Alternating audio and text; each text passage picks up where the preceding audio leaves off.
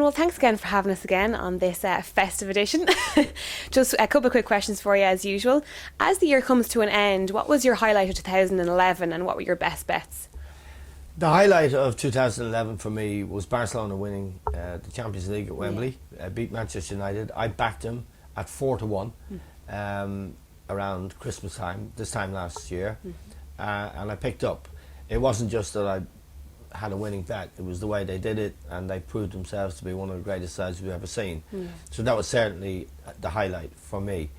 And I backed them again to win this year. Now, if you have an anti-post bet like that, as it's called, there are dangers in it, but I backed them at 3-1. They're now about 6-4. The danger is that Lionel Messi will get injured, or they lose players through injury in the intervening months. But it's a risk I was prepared to take, and so far it's a good plan. But anyone who's been betting on soccer this Premier League season will be well aware of how volatile the market is. For example, Manchester United started off with a bang. They beat Arsenal 8-2 at Old Trafford. Everyone thought they were going to win the championship at that early point. Then they got beat 6-1 at home to Manchester City themselves. So it's been extremely volatile. Chelsea, the same sort of circumstance. Get 3 good wins on the row, then they go to Wigan and they can only draw. So teams are up and down. Arsenal have surprised everybody because despite losing a lot of players, key players like Fabregas and Nasri in the summer, and Jack Wilshere through injury, they've still done really well. They're still in the top 4 spot. Spurs have been a surprise this season. They've come back into a top 4 spot, playing really well. So there's a lot of turbulence and volatility, and this is something that's, for punters, very unwelcome. I mean, it's great excitement, it makes for great television, but you're doing your dough. So you have to be careful, you have to factor in all kinds of unknowns. Liverpool are another team that would have let a lot of punters down time after time.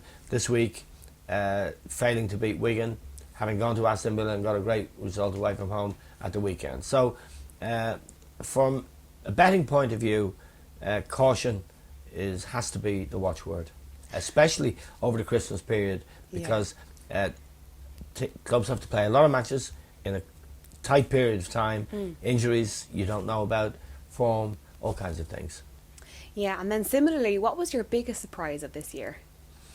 I suppose my biggest surprise, I think everybody's biggest surprise of this year, was the fact that Manchester United failed to qualify for the knockout stage of the Champions League and were beaten by Basel, which is not something anyone could have anticipated, and I would say was a major blow to people who backed Manchester United to win the Champions League anti-post, and it indicated that Manchester United are in decline. And also in that match, Vidic, their captain and leader, did his cruciate ligaments. He's out for the rest of the season, and so people start to write Manchester United off. No sooner have we done that, Manchester City lose at Chelsea, Manchester United go on a winning run, and they're only 2 points behind City now, so the thing's wide open again. So volatility is really the main word. It is the main word, and that's danger for punters. But I think we can beat it. I tipped Manchester City to beat Arsenal last week, which they did. I also thought Aguero would score the first goal, which he should have done, but he played on Wednesday night when they beat Stoke, and he did score the first goal. So that basic principle, that first goal scoring betting is good, and Van Persie is another one. He's scoring first for Arsenal, he's scoring all the time. Aguero for City, and Rooney for Manchester United again last week at QPR, scored first. So the first goal scorer market, as I said last week, is a market well worth taking a close look at. And for United, Hernandez, when he's playing, is always a good bet to score first. Looking ahead then to 2012, what would you advise then for the coming months? I'd advise sticking with me. I've got an adjusted policy to take all the volatility into account. I think the 3 draws bet that we're doing, we should persevere with every week, and the odd treble. And the 3 draws bet, as I explained last week, when it comes up, it pays over 30-1. so you don't have to get it up, every week. But it's worth persevering. And the matches we picked last week were all very close, decided by one goal, sometimes late goals. And I have a bet for Stevens' Day, which is a 3 draws bet, which I think again has a real good chance of coming up. The first is Bolton and Newcastle. Bolton had a good win at Blackburn. They're struggling to get out of relegation. They find it difficult to win at home. They don't have a real goal scorer. Newcastle, after a great start, are struggling a little bit. I don't think there's much between those two teams. Bolton have home advantage. Newcastle will need to get something. So Bolton Newcastle is the first draw I would select. Sunderland Everton is the second draw. Sunderland already showing signs of improvement with Martin O'Neill as their coach.